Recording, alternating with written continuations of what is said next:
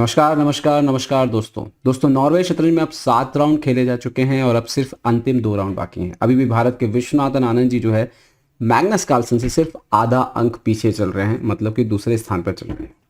7वें round में आनंद का मुकाबला था तिमोर रज्जबो से। तिमोर रज्जबो जिन्होंने आपको पता है कि कुछ साल पहले फीडे विश्व कप जीता था और इस साल फीडे कैंडिडेट भी खेलने जा रहे हैं। आनंद जी ने एक बार फिर से क्लासिकल का मुकाबला ड्रॉ रहा और अरमागोदन में जाकर के टाई ब्रेक में जाकर के यहाँ पर इनको पराजित किया। तो एक सबसे बड़ी बात है कि टाई ब्रेक का जो मैच माना जाता है वो यूजुअली यंगस्टर्स का मैच माना जाता है, ज़्यादा युवा खिलाड़ियों का मैच माना जाता है। पर पिछले 3 राउंड में आनंद जी ने पहले मैग्नस कार्लसन, फिर अनीश गिरी और तिमोर रज्जबो को जो है टाई ब्रेक में पराजित किया है, जो दिखाता है कि कितनी कमाल की फॉर्म में विश्वनाथन आनंद जी हैं। ये मैच भी आप देखोगे तो इसमें आपको रज्जबो जो है वो पूरी तरह से मजबूर नजर आएंगे विश्वनाथन आनंद जी के सामने। तो आइए देखते हैं मुकाबला क्या कुछ हुआ। इस मुकाबले में E4 के साथ शुरुआत हुई। E4, E5, night F3, night C6, bishop C4। Italian इस समय बहुत खेल रहे हैं। Bishop C5, C3, night F6, D3 किया यहाँ पर आनंद जी ने। और अब यहाँ पर तिमोर रज्जबो जवाब देते हैं D6, जो कि सबसे फेमस लाइन्स में से एक है। और अब आनंद जी यहाँ पे चुनते हैं बिशप G5, जो शायद उतना ज़्यादा जो है थोड़ा रेयर लाइन है। यहाँ पर जो मेन लाइन है कैसल है, बिशप B3 है, नाइट BD2 है। सो आनंद जी ने खेला बिशप G5। तो यहाँ पर जवाब देते हैं H6। और यहाँ पर विश्वनाथन जी ने खेला bishop H4। So now A5, queen side से स्पेस गेन करते हुए। A5 जो है वो थोड़ा सा यहाँ पर हम देखेंगे डाटाबेस पे तो बहुत ही कम खेला गया। मतलब जैसे ही A5 खेला जाता है, अगर आप डाटाबेस में जाएंगे तो सिर्फ 24 गेम आपको यहाँ पर मिलेंगे। ओके, नाउ A5 का बेसिकली आइडिया ये भी रहता है कि क्योंकि यहाँ पर वाइट ने C3 किया हुआ है, तो वाइट कभी भी जो है B4, B5, A4 ये बहुत तेज़ी से लेकर के आता है। सो उसको स्टॉप करने का प्लान है A5। तो यहाँ पर खेला night BD2। Now bishop A7, bishop को पीछे खींचते हुए। Now castle. और अब यहाँ पर तिमोर रज्जबो खेलते हैं G5। खैर मैं आपको ये बता दूं कि ये अरमागोदन का गेम है। अरमागोदन के गेम में वाइट को 10 मिनट मिलते हैं और ब्लैक को मिलते हैं 7 मिनट, लेकिन ब्लैक को सिर्फ ड्रॉ भी जो है वो चलता है यहाँ पर। तो ऐसे कई मोमेंट थे जहाँ पर शायद तिमोर रज्जबो जो है वो इक्वलाइज करने की तरफ जा सकते थे, लेकिन मैच में क्या हुआ देखते हैं। यहाँ पर बिशप G3 खेला विश्वनाथन आनंद जी ने, बिशप को बचाया। नाउ तिमूर खेलते हैं कासल, रोक E1। और यहाँ पे ना काफ़ी सारे गेम हुए। कार्लसन ने खेला है डोमिंगेज पेरेस से, काफ़ी सारे, मतलब 19-20 गेम ही हैं। एलिजनोव ने खेला हुआ है, प्रगनंदा ने एक मैच खेला हुआ है यहाँ पर। नाउ इन्होंने खेला नाइट H7। अब ये आइडिया F5 भी जो है वो आ सकता है और एक्चुअली में क्वीन के लिए जगह बनाई गई है। यहाँ पर क्वीन जो है वो रिप्लेस हो सकता है क्योंकि अटैक ब्लैक यहाँ पर करना चाहता है। सो नाउ H3 किया यहाँ पे वाइट ने, तो ब्लैक खेलता है H5। मतलब पूरी तरह से आक्रमण कर रहे थे तिमोर रज्जबो। अब इस गेम में आपको ये भी दिखेगा कि आनंद जी का डिफेंस सिस्टम कितना मजबूत था। ओके, D4 किया आनंद जी ने। ये एक सबसे इंपॉर्टेंट चीज़ आपको सीखनी है कि जब भी आपके ऊपर अटैक हो रहा हो राजा की तरफ, आपको काउंटर अटैक करना होता है, जवाबी कार्रवाई आपको करनी होती है, तो वो मुख्यतः हमेशा सेंटर से होती है। तो D4 काउंटर लिया यहाँ से, queen F6।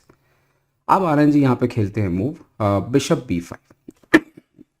So now black खेलता है H4, bishop H2, now G4, H into G4, bishop G4। अब इसमें यहाँ पे एक और कमाल की बात जो आपको देखनी है कि देखने की, अगर आपके राजा के पास आपके 2 माइनर पीसेस कम से कम हैं और एक और सप्लाई यहाँ पे आ रही है, ज़रूरत पड़ने पे बिशप पीछे आ सकता है, तो ये आपको मान लेना है कि ये पोजीशन में आपका राजा बहुत कमज़ोर कभी भी नहीं हो सकता। ठीक है, और ये भी देखना है कि अपोनेंट कितने पीसेस आपके राजा की तरफ ला पा रहा है। तो अगर वो बैलेंस स्थिति है कि अपोनेंट के ज़्यादा पीसेस नहीं आ रहे हैं और आपके पीसेस ऑलरेडी हैं वहाँ पे, तो ऐसे कभी मात नहीं हो जाती या एकदम से बहुत अटैक जो है वो सक्सेसफुल नहीं होता है कभी भी। आनंद जी ने सबसे पहले इस स्ट्रक्चर को डैमेज किया, इस नाइट को वहाँ से अलग किया, बिशप C6, फिर क्वीन A4 निकाला ताकि इस नाइट को पिनिंग से फ्री किया जा सके, और फिलहाल इस पॉन पर अटैक किया। और अब यहाँ पर इन्होंने खेला H3। ओके, आनंद जी ने खेला बिशप G3 और नाउ क्वीन H6। तो अभी आनंद जी यहाँ पर शायद H G2, king G2, night G5 ये थोड़ा बेटर होता ब्लैक के लिए, इक्वलाइज की तरफ गेम जा सकता था।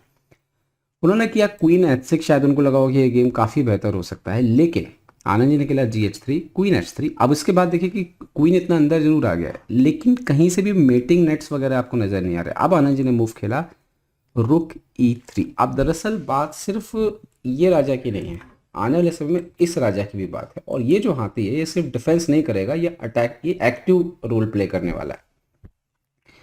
उन्होंने किया बिशप D7, बिशप को पीछे खींचा, क्वीन के लिए जगह भी बनाई। अब आनंद और C6 का पॉन बचाया। आनंद जी यहाँ पे खेलते हैं brilliant move night into E5, और एक्चुअली में इसके साथ ही ये जो गेम था वो पूरा खत्म हो गया। और और एक और बात थी कि जब GH3 हुआ था ना, तब बिशप H3 इंटरेस्टिंग हो सकता था ज़्यादा। बिशप H3, क्वीन C6 और नाइट को लाने की कोशिश करते, थोड़ा कुछ क्रिएशन बेहतर हो सकता था। बट क्वीन H3 और इसके बाद नाइट इंटू E5 के बाद तो D into E5, bishop E5, और आप देखिए क्वीन पर था डिस्कवर अटैक। उन्होंने खेला क्वीन H5, यहाँ पर रुक G3 आया, और अभी आप देखो कि स्थिति ये है कि राजा के पास जगह ही नहीं है, तो खेलना पड़ा यहाँ पे बिशप G4। और अब आपकी बारी है, खेल को ख़त्म करना है बड़े ही क्लासिक अंदाज में। आनंद जी ने यहाँ पे खेला क्वीन D1, और यहाँ पर रिज़ाइन करना पड़ गया रज्जबोव को। तो ये मैच में आनंद जी ने कैसे जीता, एक तो हम देख सकते हैं कि सबसे पहली जो उनकी इंपॉर्टेंट चीज़ ये है कि उनका डिफेंस पहले से ठीक था, उनको पता था कि वहाँ पर ज़्यादा अटैक नहीं हो रहा है, फिर समय पर काउंटर अटैक लेना। और फिर आप देख सकते हो कि यहाँ पर तैमूर रज्जबोव का थोड़ा सा ज़्यादा प्रेस करना, पोजीशन को ज़रूरत से ज़्यादा जीतने के लिए दबाव डालना, और आनंद जी का सही समय पर सही मोहरों को गेम में लेकर के आना डिफेंस के लिए। तो ये जो मैं बार बार आपको बोल रहा हूँ कि अगर आपके पास मोहरे इनफ हैं राजा के पास, तो कोई फ़र्क नहीं पड़ता है ऐसे कि अपोनेंट के सिर्फ एक या दो पीसेस आपकी मात नहीं करने वाले हैं। तो आनंद जी का डिफेंस बहुत अच्छा था, और तैमूर रज्जबोव ने ओवर जो है वो ज़्यादा दबाव डाला। और फिर ये टैक्टिकल फिनिश, ये होना बहुत ज़रूरी है, इसकी समझ होना बहुत ज़रूरी है कि कब आप टैक्टिकली फिनिश करके पोजीशन को अपने पाले में कर लेंगे। तो जबरदस्त जीत, इस विश्वनाथन आनंद जी की इस जीत की वजह से वो पहुंच गए हैं, अभी भी नंबर 2 पोजीशन पे बने हुए हैं। देखते हैं आने वाले 2 राउंड में क्या होगा। तो उम्मीद करता हूँ वीडियो आपको पसंद आएगा तो लाइक शेयर और सब्सक्राइब करना ना भूलें। देखते रहिए Chess Pace India. Chess Pace India के लिए मैं निखिलेश जैन। जय हिंद।